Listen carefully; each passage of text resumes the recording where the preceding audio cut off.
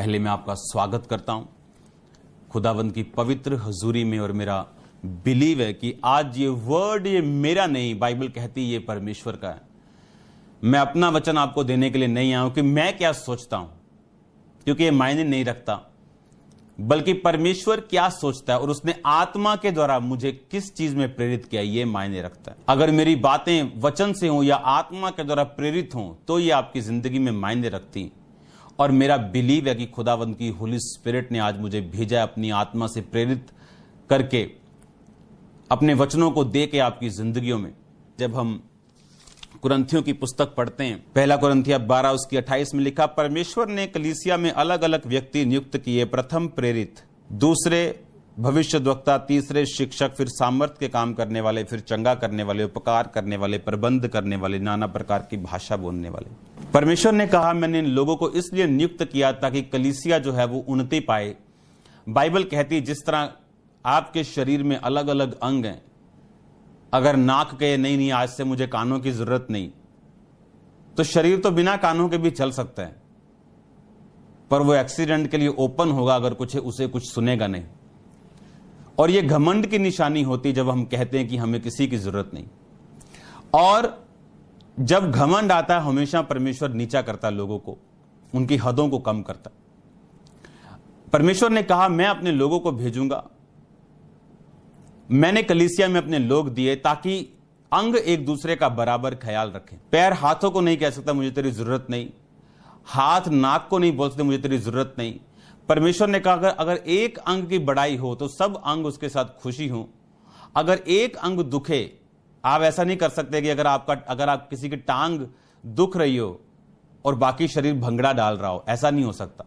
अगर वो real pen में आपकी पूरी बॉडी थक जाती है, आपकी पूरी बॉडी आलस में भर जाती है, दुखी होती है, बुखार हो जाता है, सिर दर्द हो जाता है साथ में, उसी तरह से परमेश्वर ने कहा कि अंग एक दूसरे का बराबर ध्यान रखे। और परमेश्वर ने ऐसे लोगों को चर्च में नियुक्त किया जो चर्च की उन्नति के लिए। एक वर्ड मैं आपके लिए पढ़ना चाहूंगा, एजरा। तब हागे नामक नबी और इद्दो का पोता जकरिया यहूदा और यरूशलेम के यहूदियों से नबूवत करने लगे। उन्होंने इज़राइल के परमेश्वर के नाम से उनसे नबूवत की। तब शालतियल का पुत्र जरुब्बाबेल और योसादाक का पुत्र यीशु कमर बांधकर परमेश्वर के भवन को जो यरूशलेम में है बनाने लगे, और परमेश्वर के वे नबी उनका साथ देते रहे। उसी समय महानद के इस पार का तत्ने नामक अधिपति और शतबुर्ज ने अपने सहयोगियों समेत उनके पास जाकर ये पूछने लगा, इस भवन के बनाने और शहरपना को खड़ा करने की तुमको किसने आज्ञा दी है? उन्होंने लोगों से यह भी कहा, इस भवन के बनाने वालों का नाम क्या है? इसके अगर आप आगे पढ़े, परंतु यहूदियों के पुरनियों की परमेश्वर की दृष्टि उन पर रही, इसलिए इस बात की चर्चा दारा से ना की गई और इसके विषय चिट्ठी के द्वारा उत्तर ना मिला। तब उन्होंने उनको ना रोका। ये उस समय की बात है जब इज़राइल का जो लास्ट राजा जिसे हमने पढ़ा था, बाइबल कहती वो वही किया उसने जो यहोवा को नापसंद था, और परमेश्वर ने उसके अंदर झूठ बोलने वाला आत्मा भेजा। उसके पास जो नबी थे जो हमेशा राजा को खुश करने के लिए उनको प्रोफेटिक वर्ड देते, तुम्हारा भला होगा, तुम्हें मिरेकल हो जाएंगे, तुम्हारे चमत्कार हो जाएंगे, राजा तू चल, प्रभु तेरे साथ है। क्योंकि पर्सनल गेन चाहिए था उनको, राजा से पर्सनल ऑफरिंग्स चाहिए थी, खुश करना था लोगों को। और राजा उस बात में आ गया और उसने अपने आप को जांचा नहीं कि अगर मैं यहोवा के खिलाफ हूं तो प्रोफेसी मेरे लिए कैसे मेरे भले के लिए हो सकती। और बाइबल कहती वो बेबीलोन के राजा से बलवा करने के लिए चल पड़ा और वहां बंदी बना लिया गया और वहां पर उस राज्य का पतन हो गया, क्योंकि परमेश्वर अपने हर एक राजा को सजा देता रहा। जैसे मैंने आपसे कहा था कि जैसे एक स्टूडेंट अगर अच्छा ना करे तो क्लास के बाहर खड़ा कर दिया, मुर्गा बना दिया, उससे ज्यादा ग्राउंड के चक्कर लगवा दिया, पर तब भी नहीं सुधरा तो रेस्टिगेट कर दिया, स्कूल से निकाल दिया, कॉलेज से निकाल दिया। अब वो हाल था राजाओं का और इजरायली लोगों का कि परमेश्वर सजा देता रहा उनके पापों से, उनको बचाता रहा उनकी तौबा के कारण, फिर पाप किए उनको मारता रहा, और एक दिन आया जब उसके राज्य को पतन कर दिया। उसके बाद जब उन्होंने 70 साल ऐसे बिताए जैसे एक सबसे मामूली व्यक्ति दुनिया का बिताता है, एक भिखारी की तरह बिताए उन देशों में जो लोग बड़े बड़े राजाओं को मारते थे, वो एक बुरी हालत में फंस चुके थे। जब उन्होंने मन फिराया, बाइबल कहती परमेश्वर ने फिर अच्छे अगुवे उनको दिए और उनको अपने देशों में वापस भेजा। यह तब की बात है कि जब वो अपने देश में वापस आकर भवन को बनाने लगे, और बाइबल कहती है उन्होंने एक गेम खेली और उस भवन को बनाने के रोक दिया जो भवन बनाने के विरोध में थे। उस भवन का काम सालों तक रुका रहा, और बाइबल कहती अब हागे एक नबी यानी परमेश्वर का एक दास आता है और नबूवत करता है। यानी जो काम सालों से एक पॉलिटिकल स्टंट के कारण रुका हुआ था, नबी की उस परमेश्वर के दास के वर्ड्स के द्वारा उस काम को चलना शुरू हुआ। यहां तक कि उस काम की शिकायत लिखा राजा को की गई, पर उस चिट्ठी का उत्तर ही नहीं मिला, वो रास्ते में कहीं खो गई, उस पर ध्यान नहीं दिया गया, क्योंकि परमेश्वर की दृष्टि उन लोगों के ऊपर थी। जब मैं ये बात आपको इसलिए कह रहा हूं कि परमेश्वर ने अपने लोगों को इस धरती पर ठहराया, और बाइबल कहती जब भी परमेश्वर आपको डिलीवर करेगा, वो अपने बंदे, अपने दास के द्वारा अपना वर्ड भेज के आपको डिलीवर करेगा।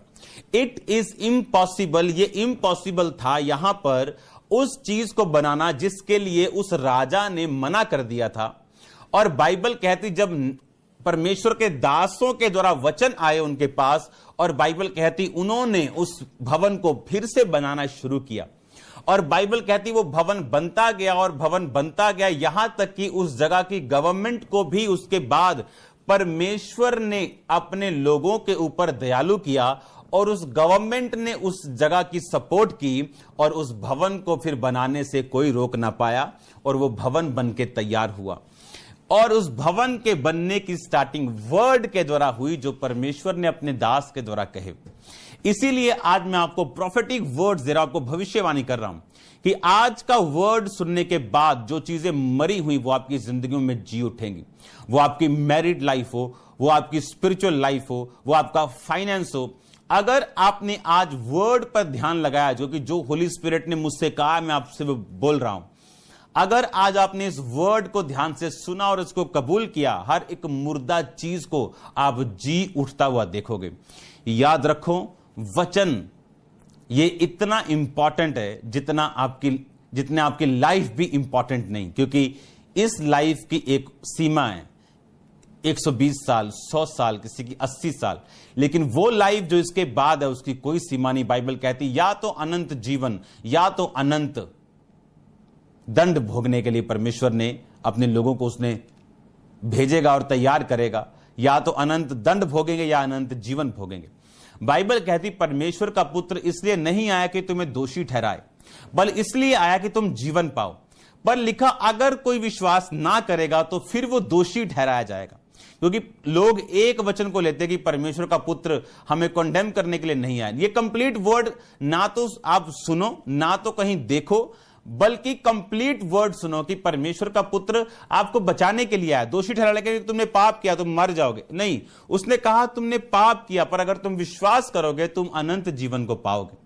मैं तुम्हें दोषी नहीं ठहराता, लेकिन अगर तुम मेरी बातों का यकीन नहीं करते और मुझ पर विश्वास नहीं करते तो तुम दोषी ठहराए जाओगे, क्योंकि तुम पर दोष लगाने वाला पिता होगा कि तुमने मेरे इकलौते पुत्र के ऊपर विश्वास नहीं किया जिसको मैंने भेजा।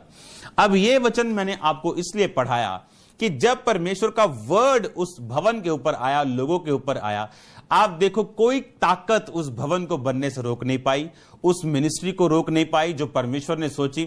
और बाइबल कहती परमेश्वर ने बड़े से बड़े राजाओं को उन पर दयालु किया और परमेश्वर के काम इस तरह से होने शुरू हुए। आज जब आप वर्ड सुनते हैं जो परमेश्वर अपने दासों के द्वारा आपसे बात करते हैं, और जब उन वर्ड्स को हम मानते नहीं, वही फ्यूचर में हमारे आगे खड़े होते हैं, वही फ्यूचर में हमारे आगे जाइंट बन जाते हैं। उत्पत्ति में हम सांप देखते हैं, प्रकाशित वाक्य में वो अजगर है। जिस बुराई को आज हम सपोले के रूप में छोड़ते हैं वो कल को अजगर बन के आप ही को खाने वाली। इमेजिन करो, वर्ड इतना पक्का है कि बाइबल कहती इसहाक को उसके बेटे ने धोखा दिया और आगे क्या पाया? धोखा। बकरे के कपड़े पहनकर उसने धोखा दिया और बकरे के द्वारा ही उसके बच्चों ने उसको धोखा दिया, ये बोलकर के यूसुफ मारा गया। क्योंकि याकूब ने अपने पिता को धोखा दिया था इसहाक को कि हां मैं एसाव हूं, देख ले मेरे बाल हैं एसाव के जैसे, और बकरी के खाल को वो पहन के गया था। जो मर्जी करो इस लाइफ में, लेकिन ये बात याद रखो, जो आप अपने अगुए के साथ, अपने लोगों के साथ कर रहे हो, वही आपके लोग आपके साथ करने वाले हैं। जो हम बो रहे हैं दूसरों की जिंदगियों में, वही हम काटेंगे। और जब काटने को मिले तो फिर नाराज मत हो, फिर दुखी मत हो, क्योंकि वो आपकी फसल है जो आपको काटने को मिलेगी। और इसीलिए बाइबल कहती परमेश्वर हमें पहले से चिताता है और पहले से बताता है कि हम नाश ना हो। वो पहले से हमें वार्न करता है, क्योंकि परमेश्वर का मकसद हमें नाश करना है, दुखी करना नहीं, बल्कि उस नाश से, उस दुख से, उस डिसअपॉइंटमेंट से बचाना है जो फ्यूचर में शैतान हमारे लिए रख के खड़ा है। और उसको लागू करवाने के लिए शैतान को कुछ ऐसी बातें चाहिए, कुछ ऐसी फूट चाहिए, कुछ ऐसा पाप चाहिए, कुछ ऐसा व्यभिचार चाहिए, जिसके जरिए वो उन चीजों को आपकी लाइफ में लागू करेगा। और आंखें बंद कर लेंगे तो फ्यूचर के लिए तैयार रहो। अगर आज हम इस वर्ड को समझते हैं, मैं ये चाहता हूं कि हम एक वचन पढ़ें। वो वचन हमें लूका की पुस्तक में मिलेगा, उसका 13 बाब। उस समय कुछ लोग आ पहुंचे और उसने उन गलीलियों की, और उससे यानी प्रभु यीशु मसीह से वो लोग गलीलियों की चर्चा करने लगे जिनका लहू पिलातुस ने उन्हीं के बलिदानों के साथ मिलाया था। यह सुनकर यीशु ने उत्तर में कहा, क्या तुम समझते हो कि ये गलीली बाकी गलीलियों से अधिक पापी थे कि उन पर ऐसी विपत्ति पड़ी? मैं तुमसे सच कहता हूं कि नहीं, परंतु यदि तुम भी मन ना फिराओगे तो इसी रीति से नाश होगे। क्या तुम समझते हो वो 18 जन जिन पर शीलों का गुम्मट गिरा और वो दब के मर गए, यरूशलेम के और सब रहने वालों से अधिक अपराधी थे? मैं तुमसे कहता हूं कि नहीं, परंतु यदि तुम मन ना फिराओगे तो तुम भी इसी रीति से नाश होंगे। यीशु मसीह ने कहा, क्या वो ज्यादा पापी थे यरूशलेम के रहने वालों से? यीशु मसीह ने कहा, नहीं, अगर तुम भी मन ना फिराओगे तो इसी रीति से नाश होगे। ये किससे बात कर रहा है परमेश्वर? परमेश्वर इस समय अन्य जातियों से बात नहीं कर रहा, वो परमेश्वर अपने क्रिश्चियन लोगों से बात कर रहा है, अपने ईसाई, यहूदी, कुछ भी कह लो, यहोवा के लोगों से, अपने लोगों से वो बात कर रहा है। कहता अगर वो 18 जन मर गए तो क्यों मर गए? क्योंकि वो ज्यादा पापी थे? परमेश्वर कहता नहीं, अगर तुम भी मन ना फिराओगे तो उसी रीति से नाश होगे। एक अन्य जाति क्या कर रहे हैं इससे कोई मतलब नहीं। हो सकता है कि उसका पाप नजरअंदाज कर दिया जाए अभी के लिए और उसको थोड़ी सजा मिले, पर उसी पाप के लिए एक मसीही को बहुत बड़ी सजा मिले। और मसीही ये मत सोचे कि मैं भी तो वही पाप कर रहा हूं जो एक अन्य जाति मेरा दोस्त कर रहा है, वो भी तो शराब पी रहा है लेकिन उसको कोई प्रॉब्लम नहीं। परमेश्वर ने कहा तुम अगर ऐसा सोचोगे तुम भी इसी रीति से नाश होगे अगर तुमने मन ना फिराया। और इसमें जब हम देखते हैं कि 2 बार परमेश्वर ने कहा तुम भी मन ना फिराओगे, तुम भी मन ना फिराओगे, 3 और 5 आयत में, इसमें जो मन फिराने के लिए शब्द प्रयोग किया गया वो है ग्रीक भाषा का 3340 शब्द मेट आनियो, जिसका मतलब है to think differently, reconsider, morally, to feel compunction, repent. कहता है थिंक डिफरेंटली। डिफरेंटली मतलब उस बंदे के से डिफरेंट थिंक करो जो तुम्हारे साथ सेम पाप में है लेकिन वो परमेश्वर को नहीं जानता। एक बंदा जो 15 साल से मसीह में है और एक आदमी जो 3 साल से मसीह में है, ऐसा हो सकता है कि सेम पाप की सजा इसको 1 पॉइंट मिले और इसको 10 पॉइंट मिले। इस वचन का मतलब परमेश्वर का आपको डराना नहीं बल्कि उस नाश से बचाना है आपके फाइनेंस को, आपकी फैमिली को। आप जानते हैं पाप के कारण परमेश्वर रिड्यूस करता है लोगों को, वो कम करता है लोगों को, उनके दायरों को कम करता है पाप के कारण। और जरूरी नहीं वो व्यभिचार हो, वो कोई भी हो सकता है, वो घमंड हो सकता है, वो फूट हो सकती है, वो विधर्म हो सकता है। और बाइबल कहती, परमेश्वर ने 2 बार शब्द प्रयोग किया मन फिराओ, टू थिंक डिफरेंटली। आप ये मत सोचो वो क्या कर रहा है तो उसको क्या मिल रहा है, आप ये सोचो आप कौन सी पोजीशन के ऊपर हो। 1 साल के बच्चे को उसकी मां साफ करती, उसको डायपर लगाती, पर अगर 18 साल का बच्चा बीच में सुसु करे तो उसकी मां उसे डायपर नहीं लगाएगी, उसको डंडे लगाएगी। 1 साल का बच्चा अगर डायपर लगा के फिरे तो उसका अच्छा लगता है। अगर 18 साल का बच्चा डायपर लगा के फिरे तो बोलो क्या लगेगा आपको। 1 साल का बच्चा अगर तोतली बातें करे तो माता पिता को अच्छा लगता है। अगर 18 साल का तोतली बातें करे तो माता पिता दुखी होते हैं। और बाइबल कहती मूर्ख पुत्र के कारण उसकी जननी को शोक होता है, उसका पिता उदास रहता है और जननी शोक करती है मूर्ख पुत्र के कारण। टू थिंक डिफरेंटली, हमें यह नहीं देखना कि कौन क्या कर रहा है, हमें यह देखना कि हम किस पोजीशन के ऊपर हैं और परमेश्वर मेरी जिंदगी से पर्सनली क्या चाहते हैं। Reconsider morally to feel compunction. आप जानते ये जो मन फिराव का ये वाला शब्द प्रयोग किया गया, ये पाप के बाद किया जाता है, जब एक व्यक्ति पाप कर लेता है। इसीलिए उसने कहा मोरली टू फील कंपंक्शन, यानी वो मलाल फील करे। कंपंक्शन मतलब मलाल फील करे, मोरली नैतिक तौर पे वो मलाल फील करे, उसके बाद रिपेंट करे, तौबा करे। परमेश्वर ने कहा अगर तुम भी मलाल नहीं करोगे, रिकंसीडर अपनी लाइफ को नहीं करोगे, मलाल फील नहीं करोगे, थिंक डिफरेंटली यानी अलग नहीं सोचोगे, तो तुम भी उसी रीति के साथ नाश होगे। एक मैच्योर मसीही की सजा एक नए मसीही की सजा से अलग होती। आप जानते पौलुस ने क्यों कहा अपनी कलीसिया को कि तुम प्रभु भोज के अपराधी हो? क्यों?